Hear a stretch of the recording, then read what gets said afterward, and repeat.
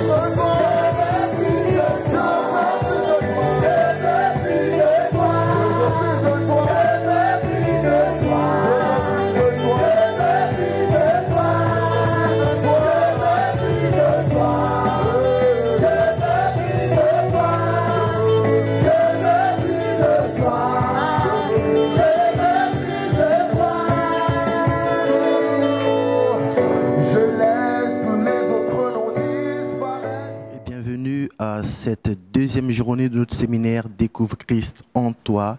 Je vais vous inviter à incliner nos têtes dans la prière et à remettre ce moment entre ses glorieuses mains.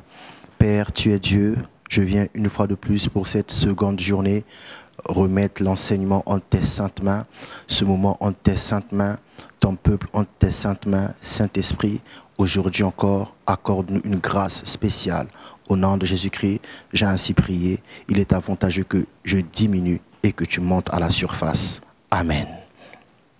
Donc, une fois de plus, bonjour à tous, bienvenue à notre seconde et dernière journée de notre séminaire Découvre Christ en toi pour ce qui est de l'année 2020. Je vais vous inviter tout de suite à prendre vos Bibles. Nous allons relire le verset que nous avons lu hier, notre verset de base, car c'est à partir de ce verset encore que nous allons poursuivre notre marche. Donc nous étions et nous sommes dans le livre de 2 Corinthiens, le chapitre 5, et le seul verset 17, 2 Corinthiens, le chapitre seul, et le seul verset 17, 2 Corinthiens chapitre 7, non, 2 Corinthiens 5, le verset 17, la Bible déclare, « Si quelqu'un est en Christ, il est une nouvelle créature. Les choses anciennes sont passées, voici toutes choses sont devenues nouvelles. » Je vous rappelle, notre thématique générale, c'est « Découvre Christ en toi ». Et nous abordons cette définition du mot « découvrir ». Découvrir, mettre à jour ce qui était caché. Je répète, découvrir, mettre à jour ce qui était caché. Et pour poursuivre ce que nous avons commencé hier, nous allons maintenant aller dans le livre de Romains, le livre des Romains, Romains 8, nous allons lire les 14 premiers versets. Romains 8, les 14 premiers versets. Romains 8, les 14 premiers versets. La Bible déclare, « Il n'y a donc maintenant aucune condamnation pour ceux qui sont en Jésus-Christ. En effet, la loi de l'esprit de vie en Jésus-Christ m'a affranchi de la loi du péché et de la mort. Car chose impossible à la loi, parce que la chair la rendait sans force, Dieu a condamné le péché dans la chair en envoyant à cause du péché son propre Fils dans une chair semblable à celle du péché. Et cela afin que la justice de la loi fût accomplie en nous, qui marchons non selon la chair, mais selon l'esprit. Ceux en effet qui vivent selon la chair s'affectionnent aux choses de la chair, tandis que ceux qui vivent selon l'esprit s'affectionnent aux choses de l'esprit. Et l'affection de la chair, c'est la mort, tandis que l'affection de l'esprit, c'est la vie et la paix. Car l'affection de la chair est inimitié contre Dieu, parce qu'elle ne se soumet pas à la loi de Dieu et qu'elle ne le peut même pas. Or, ceux qui vivent selon la chair ne sauraient plaire à Dieu. Pour vous, vous vivez selon la chair, mais vous ne vivez pas selon la chair, mais selon l'esprit. Si du moins l'esprit de Dieu habite en vous. Si quelqu'un n'a pas l'esprit de Christ, il ne lui appartient pas. Et si Christ est en vous, le corps, il est vrai, est mort à cause du péché, mais l'esprit est vie à cause de la justice. Et si l'esprit de celui qui a ressuscité Jésus d'entre les morts habite en vous, celui qui a ressuscité Christ d'entre les morts rendra aussi la vie à vos corps mortels par son esprit qui habite en vous. Ainsi donc, frères, nous ne sommes point redevables à la chair pour vivre selon la chair. Si vous vivez selon la chair, vous mourrez. Mais si par l'esprit, vous faites mourir les actions du corps, vous vivrez. Car tous ceux qui sont conduits par l'Esprit de Dieu sont fils de Dieu. Pour cette deuxième et dernière journée, le titre de mon message de ce jour, le thème que nous allons aborder aujourd'hui a pour titre « Si quelqu'un est en Christ, il a l'Esprit de Christ ». Je répète le titre d'aujourd'hui, « Si quelqu'un est en Christ, il a l'Esprit de Christ ». Et nous allons poursuivre le voyage que nous avons commencé hier. Et aujourd'hui, nous repartons de Romains 8, les versets 1 à 14. Quand vous lisez le premier verset du livre de Romains 8, il est écrit: « Il n'y a donc maintenant aucune condamnation pour ceux qui sont en Jésus-Christ. » Et aujourd'hui encore, comme hier, je vais proposer d'autres versions, mais pour aujourd'hui, il n'y aura que deux versions, la version classique, Louis II, et la version de la Bible français courant. Je répète, Romains 8, 1 dit: « Il n'y a donc maintenant aucune condamnation pour ceux qui sont en Jésus-Christ. » Si on prend la version Bible français courant, c'est juste un rappel pour que vous puissiez vous resituer. Il est écrit dans Romains 8, 1, « Maintenant donc, il n'y a plus de condamnation pour ceux qui sont unis à Jésus-Christ. Car la loi de l'Esprit Saint qui donne la vie par Jésus t'a libéré de la loi du péché et de la mort. » Donc je répète, Romains 8, 1 de la version classique, la Bible déclare: « Il n'y a donc maintenant aucune condamnation pour ceux qui sont en Jésus-Christ. » Et la version Bible français courant dit: « Maintenant donc, il n'y a plus de condamnation pour ceux qui sont unis à Jésus-Christ. » J'ai lu cette version juste pour vous rappeler que être en Christ signifie être uni à Jésus-Christ, être uni au Christ. Et si nous poursuivons le verset 2 de la version classique, la Bible déclare: « En effet, la loi de l'esprit de vie en Jésus-Christ m'a affranchi de la loi du péché et de la mort. Car chose impossible à la loi, parce que la chair la rendait sans force, Dieu a condamné le péché dans la chair en envoyant à cause du péché son propre Fils dans une chair semblable à celle du péché. » Je vous ai dit, pour cette édition 2020, notre séminaire Découvre Christ en toi s'attaque à la marche chrétienne. Donc, nous voulons parler des actions. Je vous avais dit hier qu'aujourd'hui, nous allons parler de ces actions, de ces actes que les chrétiens ont du mal à manifester. Voilà pourquoi je m'en vais encore relire le verset 2 de Romains 8. « En effet, la loi de l'esprit de vie en Jésus-Christ m'a affranchi de la loi du péché et de la mort. » Et si on s'arrête là, ce texte parle de la loi. Vous l'avez lu, on vient de le lire. Ce texte parle d'une loi.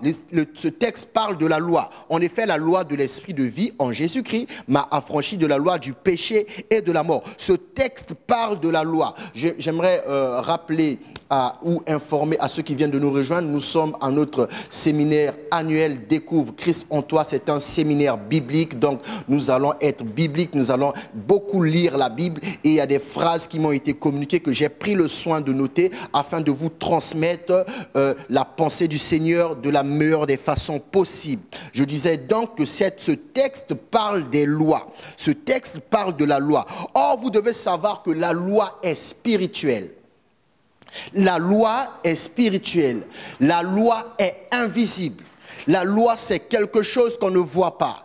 Ce texte parle des lois. La loi est spirituelle, la loi est invisible. Je vous ai dit hier, quand on dit toutes choses sont devenues nouvelles, on parle des choses spirituelles. On parle des choses invisibles, mais que l'homme peut maintenant sur la terre les manifester après avoir découvert Christ en lui. Donc, après avoir atteint cette identité confirmée de Christ sur la terre. Mais la loi, à la base, elle est spirituelle. La loi, à la base, elle est invisible. Mais bien que étant spirituelle et invisible, une fois qu'on enfreint la loi, il y a toujours une sanction.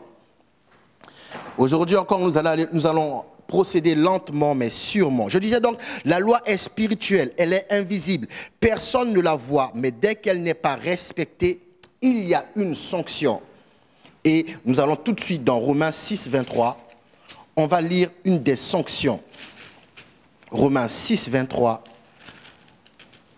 La Bible déclare: « Car le salaire du péché, c'est la mort. Mais le don gratuit de Dieu, c'est la vie éternelle en Jésus-Christ. » Le salaire du péché, c'est la mort.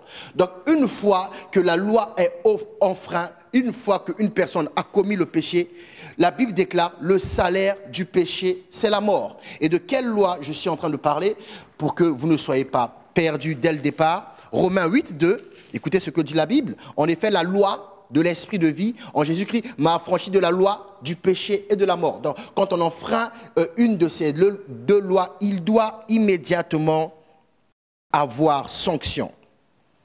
Amen. Il doit immédiatement avoir sanction.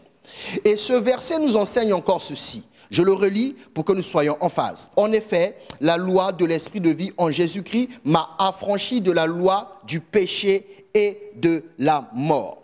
Qu'est-ce que ce verset est en train de nous enseigner? Ce verset est en train de nous enseigner qu'il y a deux principaux actes sur la terre. Dis après moi, deux principaux actes sur la terre. Non, dis-le encore.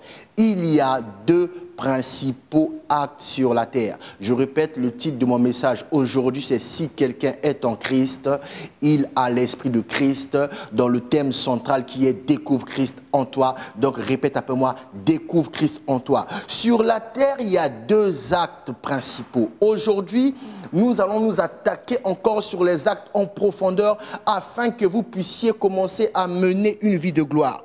Sur la terre, il y a deux actes principaux. Sur la terre, il y a deux actes principaux. Le péché et le salut. En fait, sur la terre, il n'y a que deux actes principaux sur la terre. Il y a deux actes. Le péché et le salut. En dehors du péché et du salut, il n'y a pas d'autre acte. Et vous allez comprendre pourquoi. Sur la terre, je le répète encore, il n'y a que deux actes. Le péché et le salut. Il n'y en a pas deux, il n'y en a pas d'autres. Il n'y a que deux actes. Le péché et le salut. Amen. Donc on a dit le salaire du péché, c'est la mort. Donc quand quelqu'un a péché, cette personne a pour salaire la mort. Mais aujourd'hui en fait, on va étudier quelque chose d'important. La Bible va nous révéler un mystère important, un mystère qui fait que les gens sont dans la confusion. En fait, j'ai dit sur la terre, il n'y a que deux actes principaux. Le péché et le salut. Vous voyez, pour toute personne qui est venue sur la terre des hommes, son péché ou le péché n'est pas son acte. Le péché n'est pas un acte. Pour vous qui me suivez et pour les païens qui sont dans le monde, le péché n'est pas leur acte. Le péché n'est pas leur acte. Même pour vous qui êtes sauvés, vous qui êtes en Christ maintenant, le salut n'est pas votre acte. Dis après moi, deux actes principaux sur la terre. Il y en a deux. Qu'est-ce que je suis en train de dire quand je dis que pour tous les païens et pour nous qui étions, lorsque nous étions païens et maintenant que nous sommes aussi chrétiens, le péché n'est pas notre acte. Qu'est-ce que je suis en train de dire par là? J'ai dit qu'il y a deux actes principaux sur la terre. Le péché et le salut. Le péché n'est pas l'acte de tous, mais celui de Adam. Je répète, le péché n'est pas l'acte de tous, mais celui de Adam uniquement. Le péché n'est pas l'acte de tous, mais celui de Adam uniquement. Quelqu'un déjà est en train de se demander, alors pourquoi je pêche? Je vais venir, je vais arriver. Aujourd'hui, on va apporter la solution. Donc je répète, le péché n'est pas l'acte de tous, mais celui de Adam. Amen. Donne-moi un bon amen, je suis en train de te bénir. Le salut n'est pas l'acte de tous, mais celui du dernier Adam. Je répète, le salut n'est pas l'acte de tous, mais celui du dernier Adam. La première phrase, le péché n'est pas l'acte de tous, mais celui de Adam. Le salut aussi n'est pas l'acte de tous, mais celui du dernier Adam. Et pour ce qui est du salut, j'ai encore une précision à vous faire. Le salut n'est pas l'acte de tous, mais celui du dernier Adam, c'est-à-dire Jésus-Christ.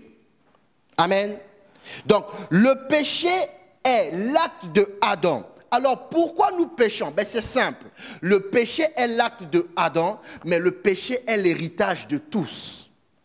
Je répète, le péché, c'est vrai que c'est l'acte de Adam uniquement, mais c'est l'héritage de tous. Vous allez voir que beaucoup ont du mal à se démêler avec le péché. Pourquoi? Ils considèrent que le péché, c'est leur acte. Or, non. Le péché, c'est l'acte d'Adam seul. Et pour nous autres, le péché est un héritage. Donc, le péché est l'acte d'Adam et le péché est l'héritage de tous. Voilà pourquoi aujourd'hui, je vous ai dit, nous allons parler de la loi. La loi est spirituelle. Les choses nouvelles dont parle la Bible, ce sont les choses spirituelles. Donne-moi un bon amen, car aujourd'hui encore, je t'emmène quelque part. Donc je disais, le péché est l'acte de Adam et l'héritage de tous. Cela signifie aussi que le salut est l'acte du dernier Adam, c'est-à-dire Jésus-Christ, et l'héritage de ceux qui ont la foi à son acte. Je répète, le péché est l'acte de Adam et l'héritage de tous. Le salut est l'acte du dernier Adam, c'est-à-dire Jésus, et l'héritage de ceux qui ont la foi à son acte. Donc, pour ce qui est du salut, le salut n'est pas notre acte, mais le salut est notre héritage si nous avons foi à l'acte du dernier Adam, qui est Jésus-Christ. Je vous ai dit depuis hier, nous allons traiter le problème à la source. Donne-moi un bon amen et j'avance. Donc, le salut est l'acte du dernier Adam et l'héritage de ceux qui ont la foi à son acte. OK? Voilà pourquoi je vous ai dit, le péché en fait n'est pas un acte pour nous, mais c'est un héritage. Le péché pour nous n'est pas un acte, c'est un héritage. Je n'ai pas péché pour devenir pécheur, je suis né pécheur par héritage. Je répète encore, je n'ai pas péché pour devenir pécheur, je suis né pécheur par héritage.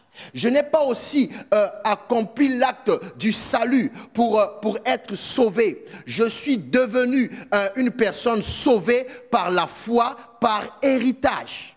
Donne-moi un bon amen. Donc je répète, le péché est l'acte de Adam et l'héritage de tous. Le salut est l'acte du dernier Adam et l'héritage de ceux qui ont la foi à son acte. Donc, qu'est-ce que je suis en train de dire? Le péché n'est pas un acte pour nous, pour les païens, mais le péché est une loi, car l'héritage est une loi. Voilà pourquoi nous allons définir le mot héritage. Et écoutez bien la définition du mot héritage. Héritage signifie patrimoine transmis par voie de succession. Vous voyez que là, on est dans le domaine juridique. Donc, c'est tout ce qui fait référence à la loi. Je répète, l'héritage est le patrimoine transmis par voie de succession. Donc, Adam a fait un acte et il nous a transmis les conséquences de cet acte par voie de succession. Donc, Jésus aussi a fait un acte et il nous a transmis les conséquences de son acte par voie de succession. Héritage signifie encore tout ce qui est transmis par les générations précédentes. Voilà pourquoi je vous ai dit, pour nous autres, le péché n'est pas un acte, mais un héritage. Et nous voulons traiter cette question de péché en considérant que c'est un acte. Voilà pourquoi nous n'arrivons pas à traiter réellement ce problème. Vous ne pouvez pas traiter le problème d'un héritage comme si, ou en utilisant les méthodes de résolution des problèmes issus d'un acte. Le péché que nous, en tant qu'humains, en tant que descendants de nos ancêtres, est un héritage, n'est pas un acte. Donc quand nous voulons traiter cette question de péché, nous devons la traiter comme une question d'héritage. Or que la plupart des chrétiens traitent la question du péché comme une question d'acte. Et voilà pourquoi il ne s'en sort pas. Parce que ce n'est pas comme ça qu'on traite le problème de l'héritage. Car notre péché à nous, en réalité, c'est l'héritage. Donne-moi un bon amen. Non, donne-moi un bon amen. Donc je répète, héritage, voici la deuxième définition que j'avais donnée. Héritage signifie tout ce qui est transmis par les générations précédentes. La première définition disait que l'héritage est un patrimoine transmis par la voie de succession. Donc j'ai jugé utile de pouvoir aussi définir le mot patrimoine. Patrimoine signifie ensemble des biens hérités des parents. Ensemble des biens hérités des parents. Donc Adam étant le premier parent, nous avons hérité. Donc notre péché à nous, c'est un héritage. Ce n'est pas un acte. L'acte, c'est l'acte d'Adam. Vous comprenez? Patrimoine, ensemble de biens hérités des parents. Donc, je disais tantôt, on ne peut pas régler le problème du péché en s'attaquant à l'acte. Parce que pour l'acte, l'acte est l'acte d'un monsieur qu'on appelle Adam. Donc, on ne peut pas régler le péché la question du péché que nous avons reçu par héritage en s'attaquant à l'acte, parce que l'acte n'est pas notre acte. L'acte est l'acte d'un monsieur qu'on appelle Adam. Nous, pour régler notre problème de péché que nous avons reçu en héritage, nous devons traiter la question sur le plan juridique en s'attaquant également au mot héritage. Je vous emmène quelque part, bien-aimés. J'essaie d'être lent du mieux que je peux. Donc je disais, on ne peut pas régler le problème du péché en s'attaquant à l'acte, parce que l'acte est l'acte de Adam. Amen. Nous avons hérité des conséquences de son acte. Donc il faut une nouvelle loi. Parce que quand on parle d'héritage, on est dans le domaine juridique. On est dans le domaine de la loi. Donc, il y a une loi qui a fait que celui qui a enfreint la loi a eu pour salaire la mort. Et quand la mort s'est attachée à sa vie, la mort est devenue son patrimoine. Et de génération en génération, il a commencé à transmettre la mort à ses descendants. Donc, quand ses descendants viennent au monde, ils ont comme pour patrimoine la mort. Pourquoi? C'est une question qui s'est réglée au niveau juridique. Donc, quand on veut affranchir cette génération de la mort, il faut aussi passer par un terme juridique, par un moyen, un procédé juridique. C'est ce que Dieu a fait. Dis pour moi, découvre Christ en toi. Que va faire Dieu? Dieu va envoyer le dernier Adam poser un acte qui va susciter une nouvelle loi, qui va abolir la première pour nous donner l'héritage nouveau ou changer notre héritage. Je répète, qu'est-ce que Dieu a fait? Dieu a envoyé le dernier Adam poser un acte qui va susciter une nouvelle loi, qui va abolir la première pour nous donner un héritage nouveau ou changer notre héritage. C'est ce qu'est en train de dire Romains 8, 2, je relis. En effet, la loi de l'esprit de vie en Jésus-Christ m'a affranchi de la loi du péché et de la mort. Et pour comprendre mieux ce que je viens d'énoncer, nous allons aller dans le livre de Colossiens, bien-aimés. Nous allons aller dans le livre de Colossiens, vous allez voir, la Bible elle est merveilleuse. Colossiens 2, les versets 14 et 15. Colossiens 2, les versets 14 et 15. Écoutez ce que dit la Bible.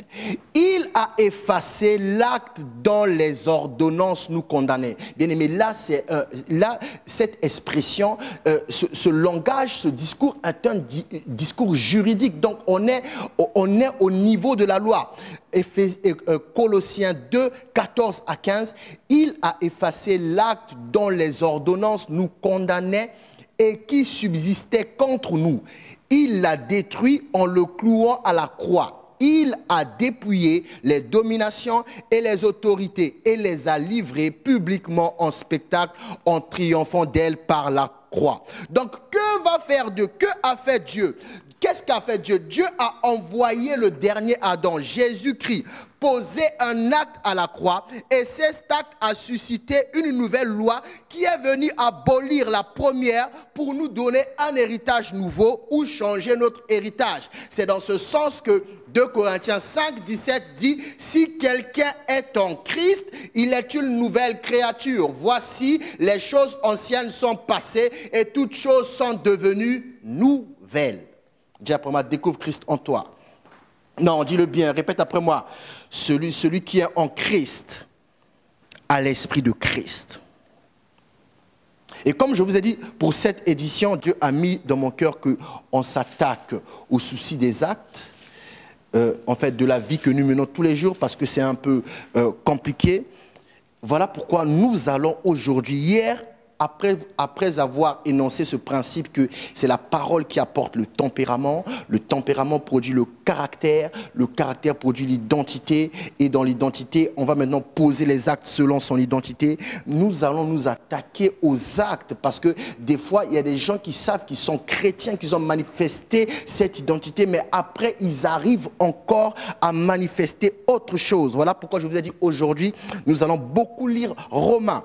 Et nous repartons dans Romains 8, nous allons maintenant épingler les versets 13 et 14, parce que les versets 13 et 14 vont répondre à une question essentielle, ou vont poser les bases de notre développement pour répondre à la question si quelqu'un est en Christ, il est une nouvelle créature, les choses anciennes sont passées, voici toutes choses sont devenues nouvelles. Quelle est la question? Il y a beaucoup de personnes qui se demandent, est-ce que ce verset est vrai? Oui, ce verset est vrai, ce verset on peut le vivre, ce verset on peut le manifester, mais il faut d'abord découvrir Christ. Amen. Donne-moi un bon amen.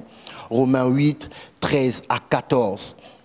La Bible déclare, si vous vivez selon la chair, vous mourrez. Vous entendez? Si vous vivez selon la chair, vous mourrez. Mais si par l'esprit vous faites mourir les actions du corps, vous vivrez. Je répète le verset 13. Si vous vivez selon la chair, vous mourrez. Mais si par l'esprit vous faites mourir les actions du corps, vous vivrez. Car tous ceux qui sont conduits par l'Esprit de Dieu sont fils de Dieu. Alors il y a une question qui doit se poser. Comment faire pour faire mourir les actions du corps? Comment s'y prendre pour faire mourir les actions du corps? Parce que la Bible dit, si par l'esprit vous faites mourir les actions du corps, vous vivrez. Donc nous voulons vivre. La Bible est en train de dire, en fait, pour vivre, il faut faire mourir les actions du corps. Comment alors faire cela? La réponse, c'est vivre par l'esprit. La réponse est dans le verset 14. Car tous ceux qui sont conduits par l'Esprit de Dieu sont fils de Dieu. Il faut vivre par l'Esprit. Et c'est ça que nous allons étudier maintenant. Qu'est-ce que la Bible entend, pasteur? Qu'est-ce que tu entends par vivre par l'Esprit? Écoutez, relisons d'abord ce passage avant d'exposer les réponses à ce questionnement. Romains 8, 13 à 14. Si vous vivez selon la chair, vous mourrez. Mais si par l'esprit, vous remarquerez avec moi que l'esprit est écrit avec un E majuscule. Donc vous savez de quel esprit il s'agit.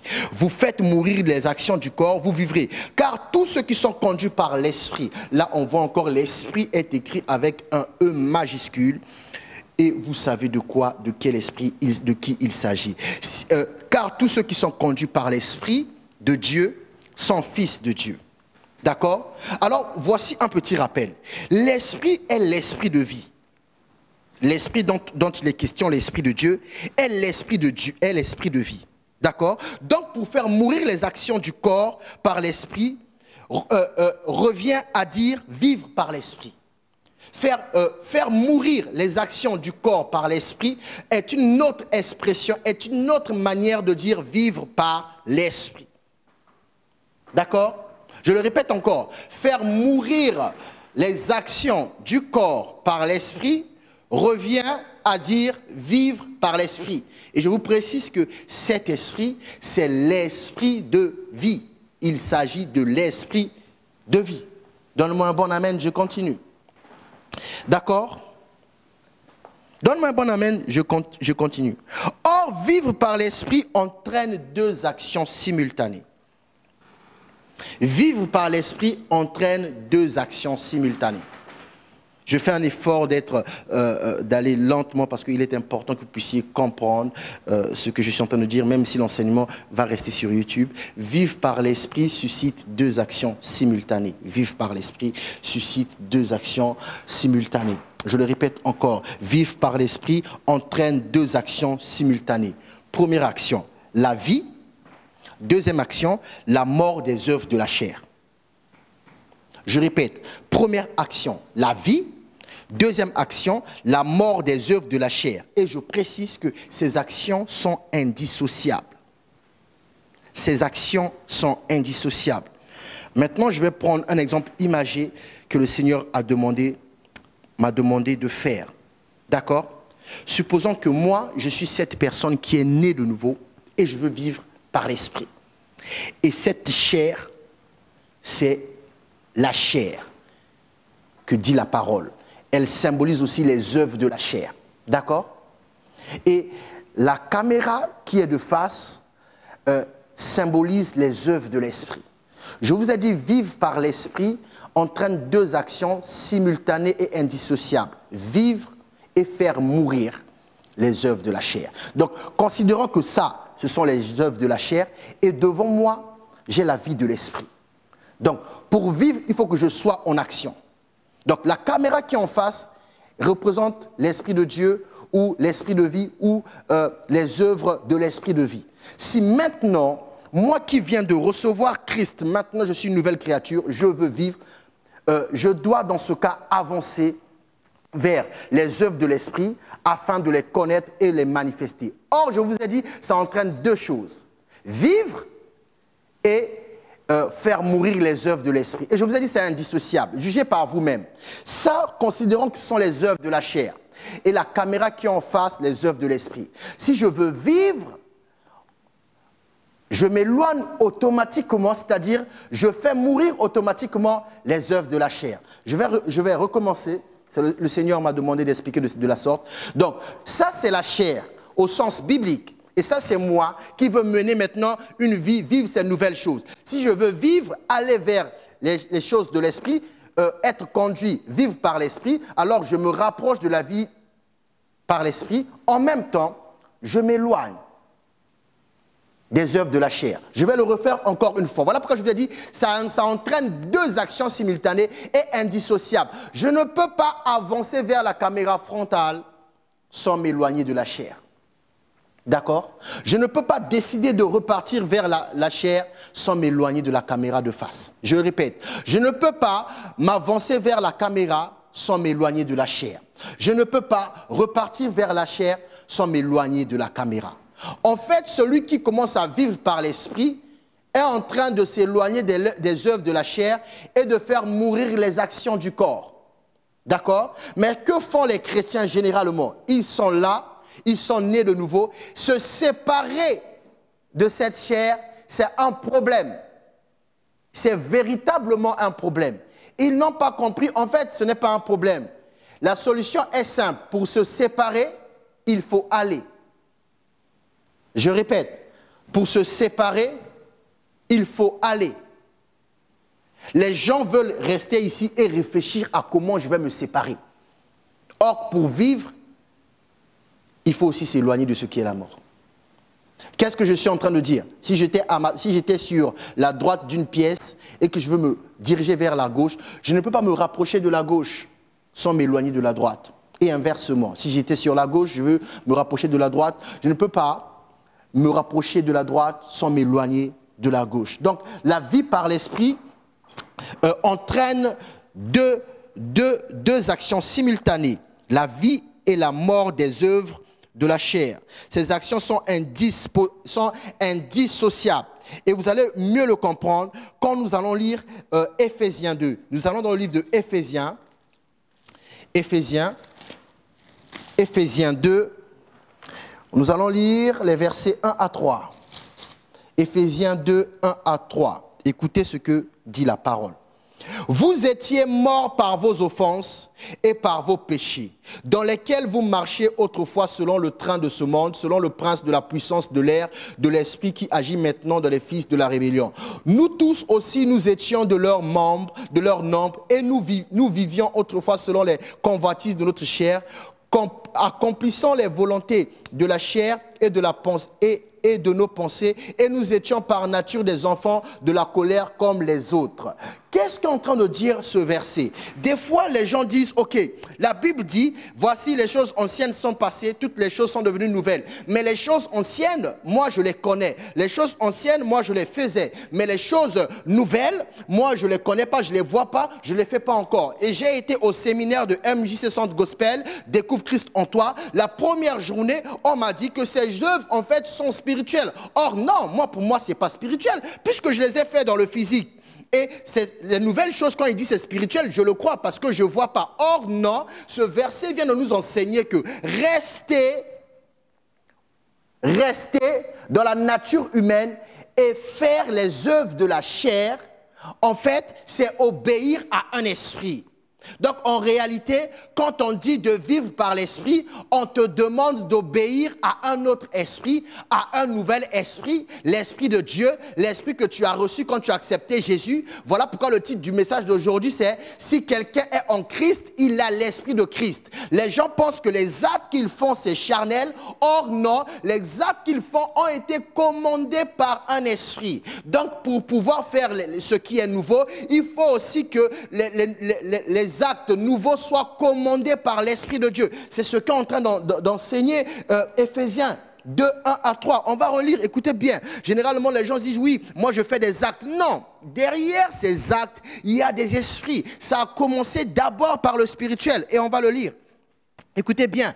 Éphésiens 2, 1 à 3. Vous étiez morts par vos offenses et par vos péchés. Vous avez compris que là, on parle d'héritage. Dis après moi, héritage. Je répète. Vous étiez morts par vos offenses, par vos péchés. Dis après moi, héritage. Verset 2. Dans lesquels vous marchiez autrefois selon le train de ce monde. Amen.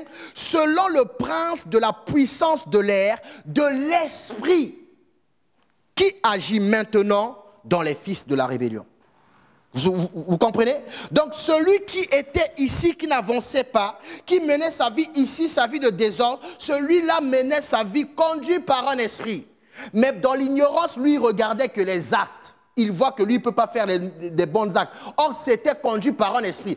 Et maintenant qu'il y a un nouvel esprit, cet esprit-là doit le conduire afin qu'il s'éloigne et de l'ancien esprit et des actes. Or, quand il est né de nouveau, l'esprit a déjà été brisé. Mais lui, il voit encore les actes. Pourquoi? Parce qu'il y a ce qu'on appelle le pouvoir de l'habitude. On va te dire fume, tu fumes, fume, tu fumes, fume, tu fumes. Le jour où la personne n'est pas là pour te dire fume, tu vas quand même fumer parce que tu as pris l'habitude de fumer. Alors, il faut qu'il y ait une nouvelle personne qui t'attire vers de nouvelles choses et automatiquement, tu t'écartes des anciennes choses. Ce n'est pas par la force, on va essayer de s'écarter et puis d'avancer. Donne-moi un bon amen. Non, donne-moi un bon amen. Écoutez le verset 3.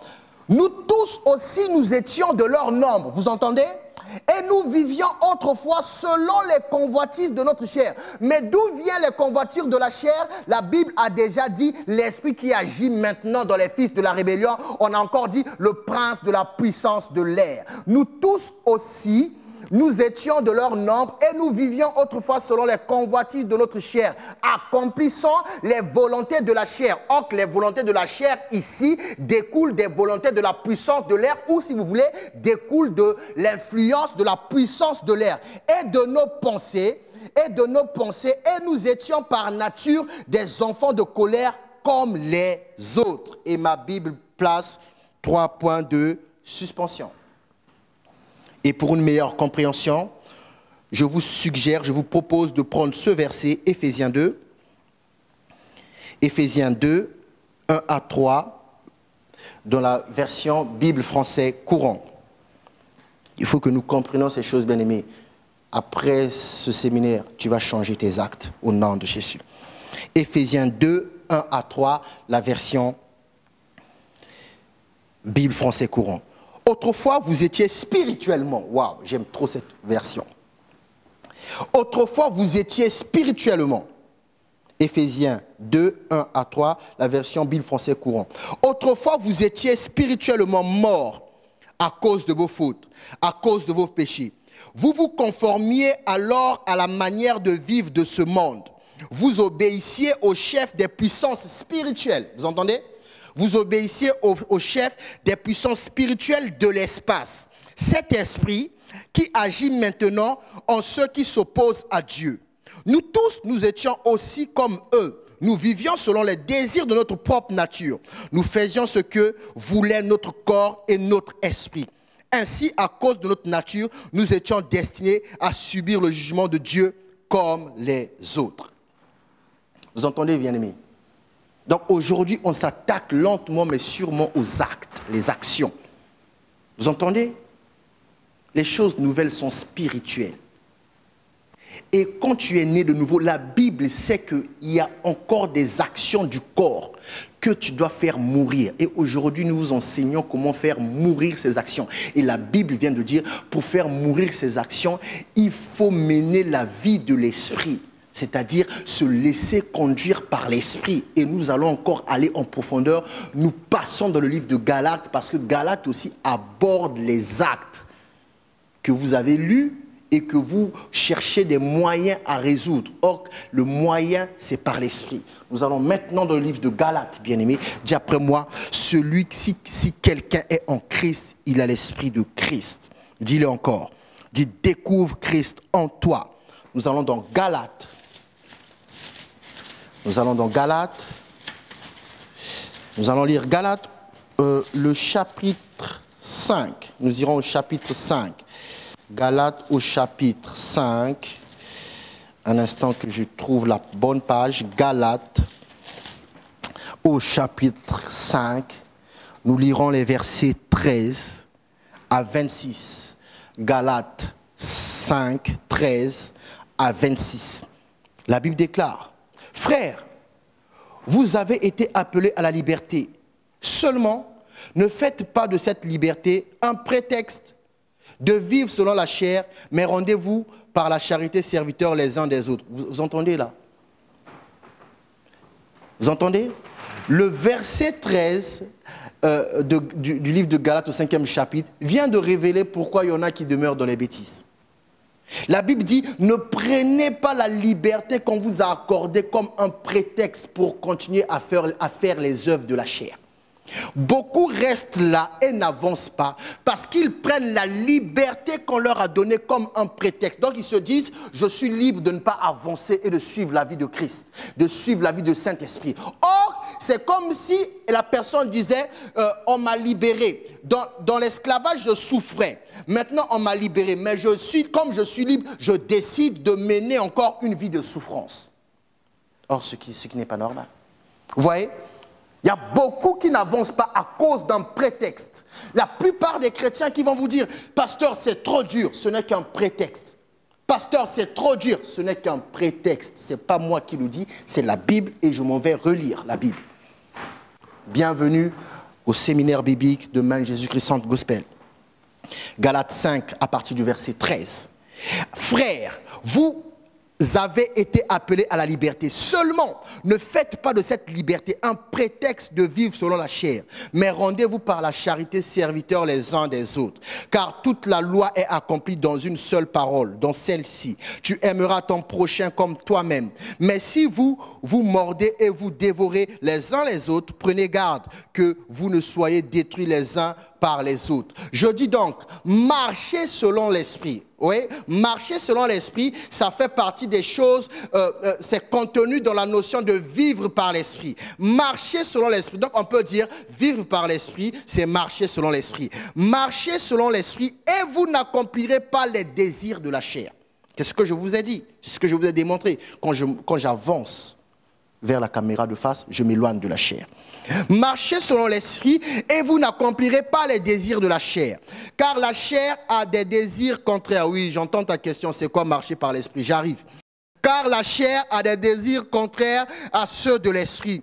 Et l'esprit en a de contraire à ceux de la chair. Ils sont opposés entre eux afin que vous ne fassiez point ce que vous voudriez. Vous entendez? Ils sont opposés. La chair et l'esprit ont des désirs contraires et opposés. Ils sont opposés pourquoi? Afin que vous ne puissiez pas faire ce que vous voudriez. Donc, il y a des gens qui pensent qu'ils font ce qu'ils veulent. Ils se trompent. Ils font soit les désirs de l'esprit, soit les désirs de la chair. Ces désirs sont contraires. Ça veut dire quoi contraire dans ce contexte?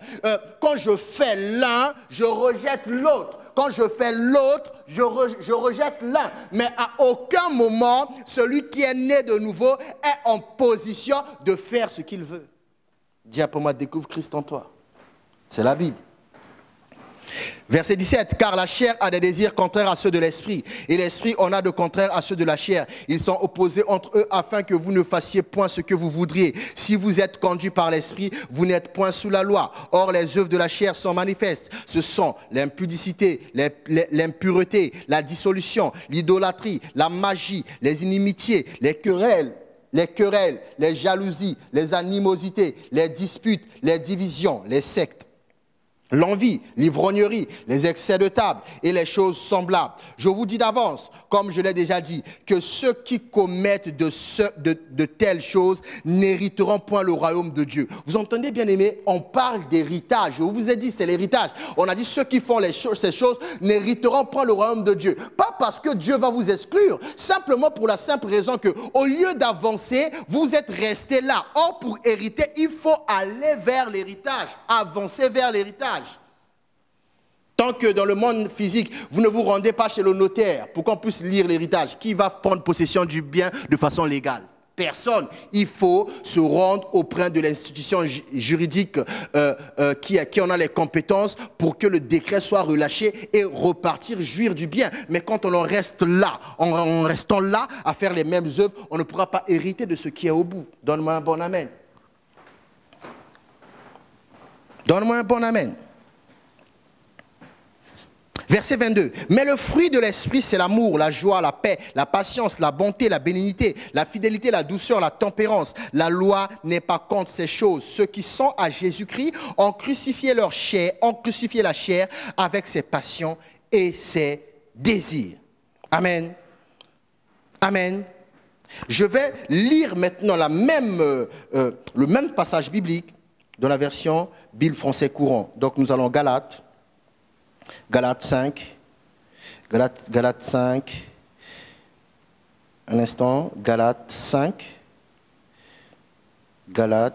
5, à partir du verset 13. Pourquoi je combine les deux versions plutôt, c'est pour vous ouvrir l'esprit à la compréhension. Amen. Donne-moi un bon amen et que ton esprit soit ouvert. Galates 5, nous allons lire dans la version Bible français courant, Galates 5, 13 à 26, la Bible déclare: « Mais vous, frères, vous avez été appelés à la liberté. Seulement, ne faites pas de cette liberté un prétexte pour vivre selon les désirs de votre propre nature. Au contraire, laissez-vous guider par l'amour. » C'est quoi marcher par l'esprit? C'est se laisser guider par l'amour. Je vous avais dit que j'allais répondre à cette question. C'est quoi marcher par l'esprit? C'est se laisser guider par l'amour. Or, l'amour cherche d'abord le bonheur et l'intérêt d'autrui. Voilà pourquoi Jésus est mort pour nous. Donne-moi un bon amen, je viens de répondre à ta question. Mais vous, frères, vous avez été appelés à la liberté. Seulement, ne faites pas de cette liberté un prétexte pour vivre selon les désirs de votre propre nature. Au contraire, laissez-vous guider par l'amour pour vous mettre au service les uns des autres. Vous entendez ça?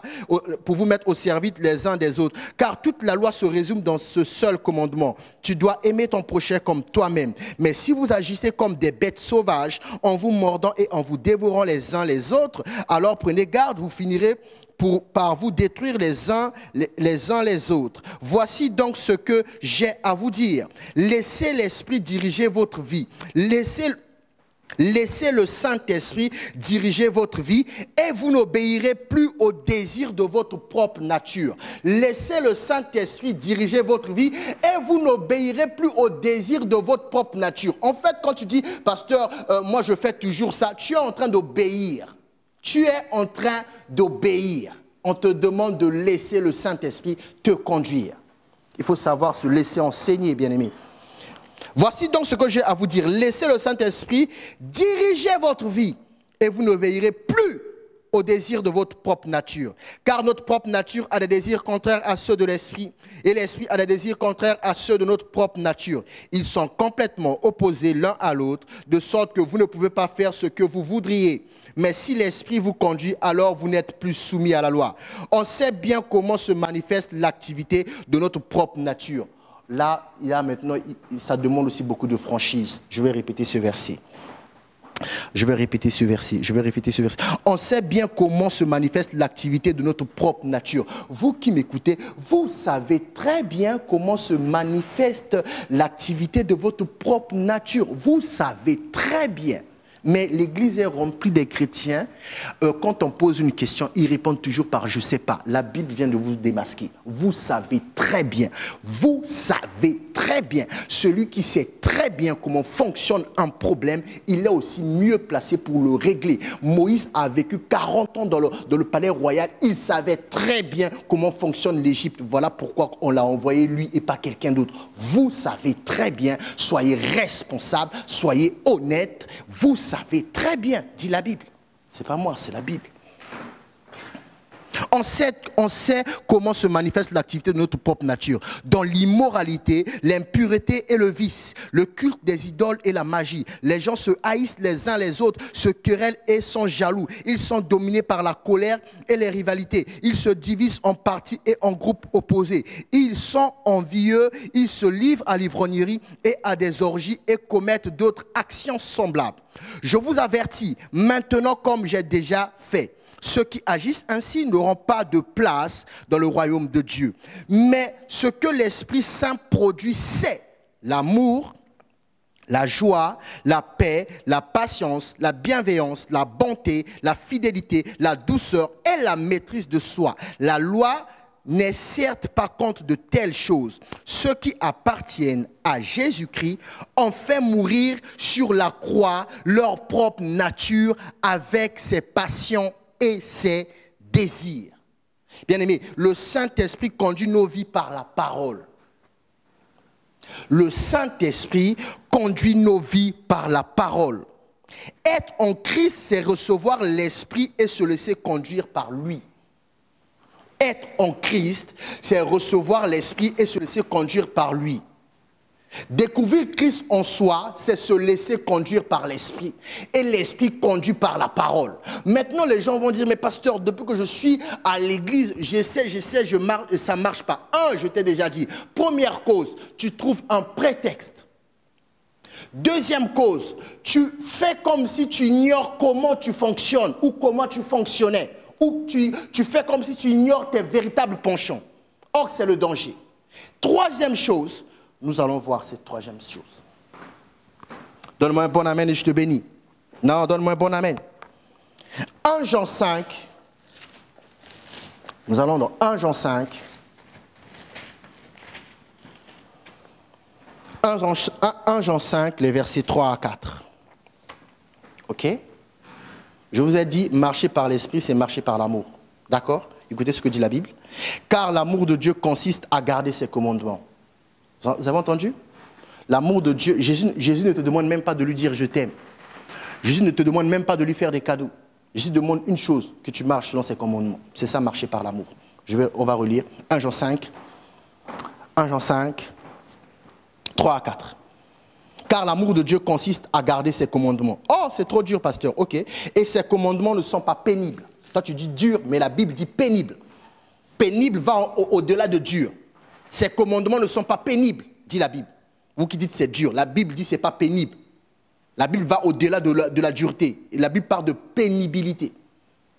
La Bible dit ce n'est pas pénible. D'accord? On va relire bien, on va relire bien. Bienvenue au séminaire biblique. Car l'amour de Dieu consiste à garder ses commandements. Et ses commandements ne sont pas pénibles.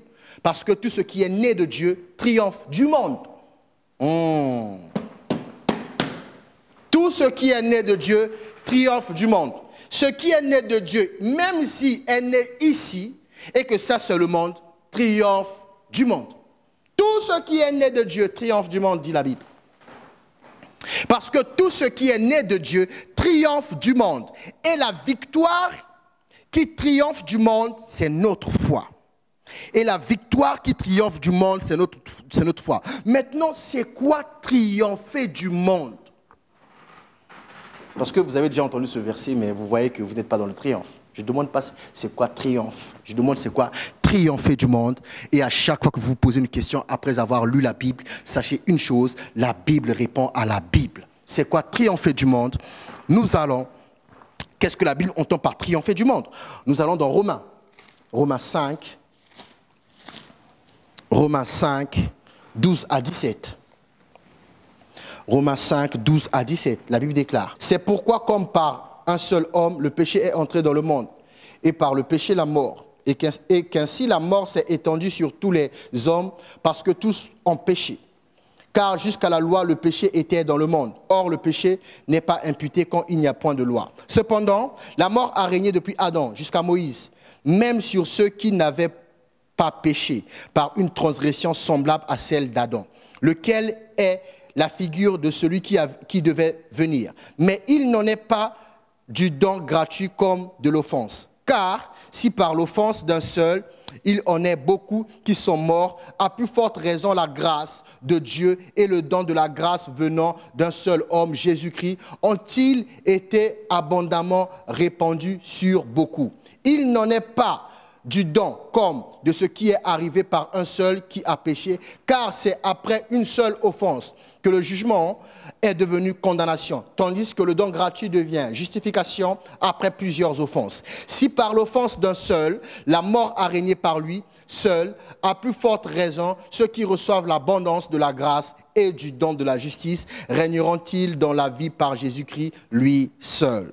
Dis après moi, c'est quoi triompher du monde? Ce verset est en train d'expliquer ce que la Bible entend par triompher du monde. Écoutez, on va maintenant épingler le verset 15 et je pense qu'on va aussi épingler le verset 17. Parce que généralement, quand on parle de ces choses, les gens ont tendance à opposer la mort, le salut, le péché, la vie. Ou la mort, la vie, le péché, le salut. Adam, Jésus. Non. Vous allez voir qu'il n'y a pas question d'opposer. Ce n'est pas une transaction égale. La Bible parle du triomphe et nous allons découvrir pourquoi. Regardons. Et regardez, épinglons le verset 15. Romains 5, 15. Écoutez bien ce que dit la Bible. Mais il n'en est pas du don gratuit comme de l'offense. Du don gratuit comme de l'offense. Écoutez, si par l'offense d'un seul, l'offense est au singulier, vous avez vu?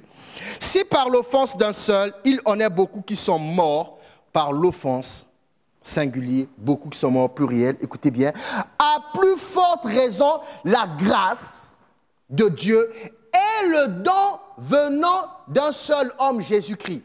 Donc, d'un côté, on a l'offense, de l'autre côté, on a la grâce de Dieu et le don de la grâce venant de Jésus-Christ. Je répète, d'un côté, on a l'offense, de l'autre côté, on a la grâce de Dieu et le don de la grâce de Dieu venant par Jésus-Christ. Ont-ils été abondamment répandus sur beaucoup? C'est là que réside le triomphe. Et qu'est-ce que la Bible entend par grâce de Dieu et don de la grâce? Je vous ai dit, quand vous vous posez une question biblique, la Bible répond à la Bible et nous sommes dans le verset 17, la Bible va répondre. Si par l'offense d'un seul, on reprend la même chose. Si par l'offense d'un seul, la mort a régné par lui seul, à plus forte raison, ceux qui reçoivent l'abondance de la grâce. Vous voyez, dans le verset 15, on disait la grâce de Dieu. Dans le verset 17, maintenant, on précise l'abondance de la grâce. Dans le verset 15, on avait dit la grâce de Dieu et le don de grâce de Dieu. Dans le verset 17, on précise l'abondance de la grâce et du don de la justice. Vous avez compris ça? Dans le verset 15, on nous a présenté la grâce et le don de grâce. Dans le verset 17, on nous précise que la grâce en question, il est surtout question de l'abondance de la grâce et le don en question, il est aussi question de l'abondance du don de justice. Et la Bible continue, régneront-ils dans la vie par Jésus, lui seul? C'est ça le triomphe. Oui, on a parlé de l'offense, on a parlé du don de la grâce, on a parlé de l'offense, on a parlé de la grâce de Dieu et du don de la grâce, mais plus tard, l'apôtre reprend l'offense et après il précise l'abondance de la grâce et l'abondance du don de justice. Écoutez bien, c'est en français, lisons. Si par l'offense d'un seul, la mort a régné par lui seul, à plus forte raison, ceux qui reçoivent l'abondance. L'abondance de quoi? De la grâce et du don de la justice. Donc, et la grâce et le don de la justice, c'est en abondance. Or, le don de la justice est aussi appelé le don du salut. Or, le don de la justice est aussi appelé salut. Et dans quel but la Bible dit l'abondance de la grâce et du don de la justice régneront-ils dans la vie par Jésus-Christ lui-même, dans le but de régner dans la vie? Mais vous allez voir, à chaque fois avant de présenter ces faveurs de Dieu, il y a un mot qui est utilisé, le mot à plus forte raison. Verset 15. Mais il n'en est pas du don gratuit comme de l'offense, car si par l'offense d'un seul, il en est beaucoup qui sont morts, à plus forte raison, la grâce de Dieu et le don de la grâce venant d'un seul homme, Jésus-Christ, ont-ils été abondamment répandus sur beaucoup. Il y a l'expression « à plus forte raison ». L'expression « à plus forte raison » veut dire, signifie raison invoquée et présentée comme encore meilleure pour confronter ses propos. Je répète, « à plus forte raison » signifie raison invoquée et présentée comme encore meilleure pour conforter ses propos. Ce n'est pas présenté comme meilleur, mais encore meilleur. Vous vous rendez compte? Il y a déjà le mot meilleur, un superlatif extraordinaire. Mais avant ça, on vient encore appuyer ce qui est meilleur en disant encore meilleur. À plus forte raison signifie raison invoquée et présentée comme encore meilleur pour conforter ses propos. Et ça a été présenté 2 fois. Vous allez voir, dans le verset 17, l'apôtre veut appuyer pour que les gens soient conscients. Verset 17. Si par l'offense d'un seul, la mort a régné, par lui seul, il banalise. Après, il dit, à plus forte raison, ceux qui reçoivent l'abondance. Waouh! De la grâce et du don de la justice régneront-ils dans la vie par Jésus-Christ lui-même. On va prendre Romains 5. On va prendre Romains 5, 15 à 17, dans la version Bible français courant. Romains 5, 15 à 17, dans la version français courant. Mais écoutez bien, mais la faute d'Adam n'est pas comparable en importance au don gratuit de Dieu. Waouh! Mais la faute d'Adam n'est pas comparable en importance au don gratuit de Dieu. Certes, beaucoup sont morts. Je vous ai dit, il a banalisé. Certes, beaucoup sont morts à cause de la faute de ce seul homme, mais la grâce de Dieu est bien plus grande. Et le don qu'il a accordé gratuitement à beaucoup par un seul homme, Jésus-Christ, est bien plus important. Et le don de Dieu a un tout autre effet que le péché d'un seul homme. Le jugement provoqué par le péché d'un seul a eu pour résultat la condamnation, tandis que le don gratuit accordé après de nombreuses fautes a pour résultat l'acquittement. Certes, la mort a manifesté son pouvoir par la faute d'un seul, à cause de ce seul être, mais par le seul Jésus-Christ, nous obtenons beaucoup plus. 2 points. La version Bible français courant. Nous obtenons beaucoup plus. 2 points. Vous connaissez la règle de grammaire, quand on met 2 points, c'est pour expliciter maintenant la pensée. On veut citer maintenant qu'est-ce que la Bible entend par c'est beaucoup plus. 2 points. Tous ceux qui reçoivent la grâce abondante de Dieu et le don de son œuvre salutaire vivront et régneront à cause de Christ. Voilà pourquoi nous devons découvrir Christ. Pourquoi? Ben, la Bible le dit. Tous ceux qui reçoivent la grâce abondante de Dieu et le don de son œuvre salutaire vivront et régneront à cause de Christ. Bien aimé, régner ici, la pensée cachée derrière régner ici exprime la pensée de exercer son pouvoir, avoir un rôle, une influence prépondérante sur le monde. C'est ça que je vous ai dit, c'est ça triompher du monde et par la foi. Donc régner ici veut dire exercer son pouvoir, avoir un rôle, une influence prépondérante sur le monde. Vous entendez ces choses, bien-aimés? Il faut marcher par l'esprit, se laisser conduire par l'esprit. Si quelqu'un est en Christ, il n'appartient pas d'abord à une église. Il a l'esprit de Christ. Et c'est l'esprit de Christ qui va l'emmener à manifester pleinement Christ qui est en lui. Parce que chrétien veut dire christéen. C'est une nationalité. Christ sur la terre. Voilà pourquoi, pour cette édition 2020, nous avons voulu nous attarder, nous attaquer à ses œuvres. Nous avons entendu, ils régneront, ils régneront. C'est ça, ces nouvelles œuvres, ces nouvelles choses. Si quelqu'un est en Christ, il est une nouvelle créature. Les choses anciennes sont passées. Voici, toutes choses sont devenues nouvelles. Et c'est ça le procédé, bien-aimé. Eh oui, marcher par l'esprit, se laisser conduire par l'esprit. Les lois de Dieu ne sont pas pénibles. Tu connais tes fautes, tu connais comment fonctionne ta nature. Il faut te laisser conduire. Ne prends pas la liberté que Jésus a donnée comme un prétexte d'aller pécher, de demander pardon. D'aller pécher, de demander pardon. D'aller pécher, de demander pardon. Tu mènes une vie de va-et-vient.